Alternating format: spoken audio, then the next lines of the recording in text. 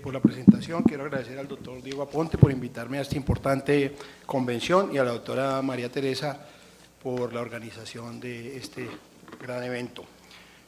Pues la conferencia que me pusieron, que me pareció muy interesante, es mostrarles a ustedes qué hay de nuevo de acuerdo a lo que podemos revisar en la literatura en la colangiografía retrograda endoscópica. Quiero tocar 4 tópicos: las indicaciones, los nuevos hallazgos que hay en lograr la canulación, cómo prevenir la pancreatitis aguda que se produce por este examen y algunos aspectos de la coledocoscopia. Empezando con la indicación, realmente desde que la colangiografía fue inventada o entrado en la clínica por el doctor McCunin en 1968, se pensó como un examen diagnóstico. Sin embargo, el año pasado en Estados Unidos se hicieron más de 150.000 procedimientos y la gran mayoría de estos son terapéuticos. Tenemos que tener en cuenta que es un procedimiento un poco complejo, que se requiere un entrenamiento adicional a los 2 años de gastroenterólogo, cirujano gastrointestinal, y que va por unas etapas de acuerdo a la complejidad que nos terminarían pues en ser competentes para hacer abordajes como apuletomías, drenajes de pseudoquistes, etcétera. Las indicaciones son muy variadas, pero quiero destacar principalmente 2, la obstrucción biliar y el tratamiento de las lesiones o masas biliopancreáticas. ¿Por qué debemos ser muy estrictos con las indicaciones? Porque las complicaciones de esta enfermedad, de este procedimiento, son muy amplias. Tengamos en cuenta que la principal es la pancreatitis, que puede ir de 1 al 15%, pero también puede producirse sangrado e incluso puede haber mortalidad. Si un paciente se nos perfora, hasta un 14% puede morir. Entonces tengamos muy presente eso para decidir si hacemos o no el procedimiento. Dentro de los predictores de pancreatitis, no quiero ahondar mucho en esto, pero quiero resaltar que una mujer que tenga una vía biliar normal y que tenga unas bilirrubinas normales o ligeramente elevadas, según los estudios del Dr. Friedman en New England, tiene una R superior a 40 de tener una complicación como esta de la pancreatitis. Entonces, el mensaje principal de esta conferencia es: por favor, no más colangiografías diagnósticas, utilicemos otros recursos. Podemos utilizar la econdoscopia, la colangioresonancia, reevaluar si está indicado o no el procedimiento, porque los riesgos de morbilidad y de mortalidad son reales. Y no son invenciones nuestras. Este artículo publicado en Gastrointestinal Endoscopy del mes pasado nos muestra cuál es la tendencia de la CPRE en una población de Canadá. Observe cuando el procedimiento o la estadística se empezó en 1984, cómo se hacían procedimientos diagnósticos en su gran mayoría y casi que nulos procedimientos terapéuticos. Con el tiempo se dispararon los procedimientos terapéuticos y observen los diagnósticos, que es la línea roja, son casi 0. Muy bien, el otro aspecto es la canulación. En cuanto a la canulación, tenemos que tener en cuenta las técnicas estándar de canulación, el uso de stent o guías, una nueva idea de nosotros que vamos a mostrar, el uso de drogas, las técnicas de precorte y cuál es el papel de la econdoscopia. Recordemos que cuando estamos canulando la vía biliar, debemos tener en cuenta que la papila puede determinar el conducto biliar junto con el pancreático, pero pueden estar independientes o pueden tener una unión común. Tengamos en cuenta también que para canular la vía biliar debemos pasar 3 esfínteres que debemos sobrepasar con los diferentes accesorios. La primera pregunta cuando vamos a canular es: ¿utilizamos el catéter o utilizamos el papilótomo de una vez? Estos son los 3 estudios más fuertes en la literatura, no queremos extendernos mucho en esto, pero concluyen que es mejor utilizar definitivamente el papilótomo porque nos permite orientar la guía o los diferentes accesorios y orientar la canulación. Tengamos en cuenta la orientación de la canulación. Si vamos a canular la vía biliar, tengamos en cuenta que debe ser entre las 9 y las 12, y si vamos a canular la vía pancreática, entre las 1 y las 4 del reloj. Tengamos también en cuenta el eje. Observen como si yo voy a canular la vía biliar me debo ir un poco en paralelo, pero si debo canular la vía pancreática me debo ir un poco más perpendicular. El otro punto controvertido y que también ha habido mucha literatura reciente es si utilizamos el papilótomo con guía o si aplicamos contraste para valorar la canulación.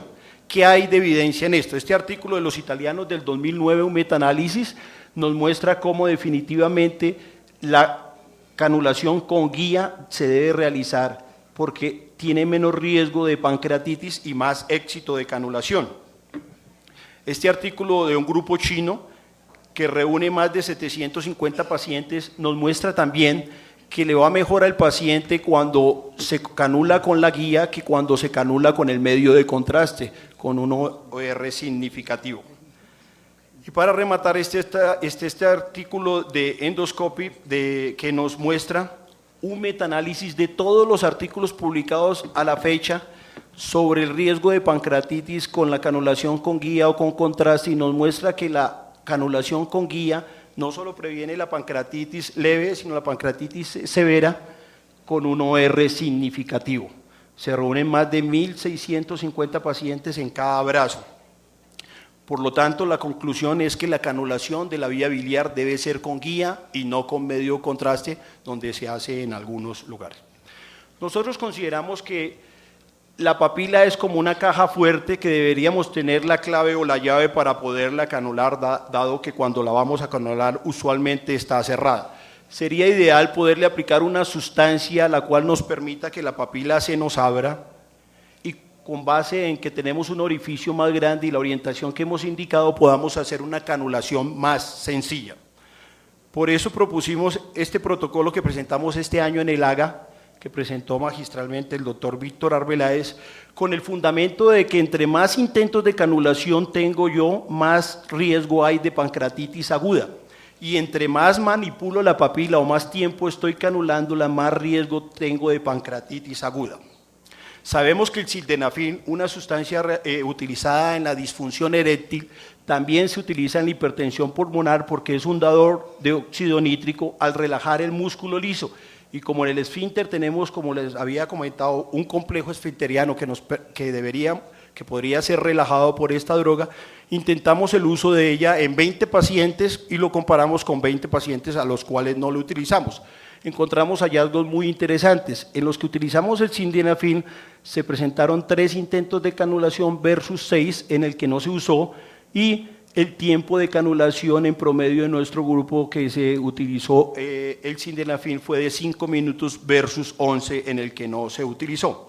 Realmente el estudio concluye que el sildenafil puede reducir el número de intentos de canulación y puede facilitar la canulación de la papila. Este es uno de nuestros pacientes. Observe cómo la papila no está botando bilis o líquido biliar. Pasamos el papilótomo, le aplicamos sildenafil 4 centímetros en una suspensión que equivalen a 72 miligramos. Realmente es una dosis que es un poquito alta, pero es muy segura. En hipertensión pulmonar se utilizan dosis más altas. En estos pacientes fueron monitorizados desde el punto de vista cardiovascular con oximetría y no hubo ninguna complicación.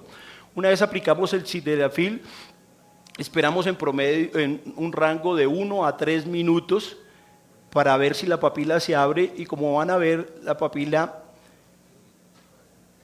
relaja su músculo liso que tiene de los esfínteres ya mencionados. Observemos cómo se abre y empieza a salir el líquido biliar. Una vez que se abre hay que estar pendiente o listo con el catéter o con el papilótomo y avanzar la guía y canular.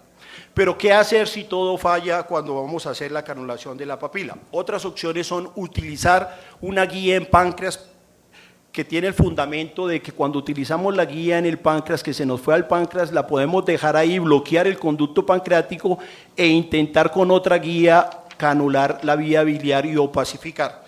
¿Cuál es la evidencia de esto? En este artículo publicado hace 2 meses en Digestive Endoscopy nos muestra en 165 pacientes que la canulación con doble guía es efectiva y no produce riesgos de pancreatitis. Sin embargo, haciendo un análisis de todos los estudios publicados a la fecha de uso de guía en el páncreas, vemos que la mayoría son series de casos. El único estudio sólido es el estudio de Tejada, que fue ciego y controlado. Aquí quise traerles el estudio, y este estudio muestra que el éxito de canulación solo es del 47% y que la tasa de pancreatitis en esta técnica es del 17%, lo cual es inaceptable, y por lo tanto pues la evidencia nos muestra que no es una técnica que debamos recomendar. Otro punto controvertido es qué hacer. ¿Hacemos precorte o no hacemos precorte? Recordemos que existen 3 técnicas de precorte. La papilotomía por precorte, en cual la punta se coloca en el poro de la papila y se asciende para el corte. La fistulotomía, en la cual no se toca el poro, sino se hace el corte en la parte superior. Y la esfinterotomía transpancreática, que es cuando la guía se nos va al páncreas, orientamos el corte hacia las 9 o 12 del reloj y cortamos el septo y el páncreas. ¿Cuál es la evidencia de estos 3 tipos de corte? Me encontré con este artículo publicado el año pasado en 274 pacientes que compararon las 3 técnicas. Observen que la tasa de canulación es muy buena de todas las 3 técnicas. Sin embargo, la técnica de la papilotomía y la técnica de cortar el septo pancreático tienen un riesgo inaceptable de pancreatitis cuando la comparamos con la fistulotomía, que es del 2.6%, por lo cual, si vamos a utilizar precorte, utilicemos la fistulotomía, es decir, no tratar de tocar el poro. ¿Cuál es la evidencia del uso o no de precorte en cuanto al éxito de canulación? Este metaanálisis, que reúne casi 1000 estudios, nos muestra que tiene un OR para canulación de 2, que en principio sería bueno, pero como vemos, en el Forest Pro el OR está tocando el 1 y lo cual desde el punto de vista epidemiológico no lo hace muy sólido, por lo tanto la evidencia ahora no es muy sólida de utilizar de entrada el precorte. Existen otras técnicas más desesperadas que quiero mostrarlas porque están en la literatura, pero no las recomiendo, como son la ampulectomía y eso. Otra opción sería la ecoendoscopia. Como sabemos, la ecoendoscopia nos permite evaluar muy de cerca el árbol biliar y existiría el potencial de que podríamos, a través del ecoendoscopio y de las agujas que utilizamos, canular tanto la vía biliar extrahepática como la proximal cuando tengamos una canulación fallida. En esta tabla se resumen el uso de la ecoendoscopia en la técnica de Rendezvous, es decir, canalizar el colédoco para tratar de que la guía salga por la papila y volver a hacer la colangio normal. Esta técnica se ha descrito en más de 200 casos. Observen cómo el éxito de canulación es aceptable, 81%, si tenemos en cuenta que fueron pacientes con canulación fallida, pero las complicaciones son alrededor del 12%.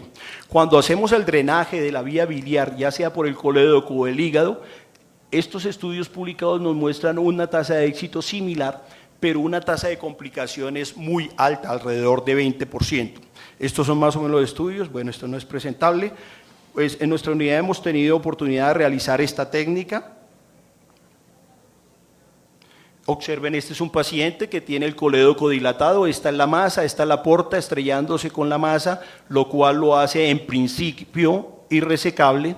La idea es perforar a través del ecoendoscopio el colédoco y a través de ese colédoco, no vamos a mostrar mucho esto por tiempo, hacemos la colangiografía, observa el colédoco y toda la vía biliar y podemos avanzar la guía, que salga la papila y hacer una esfinterotomía normal, lo cual sería menos complicaciones, pero es supremamente complicado hacer esto, o como en este caso avanzar un stent y drenar la vía biliar al duodeno.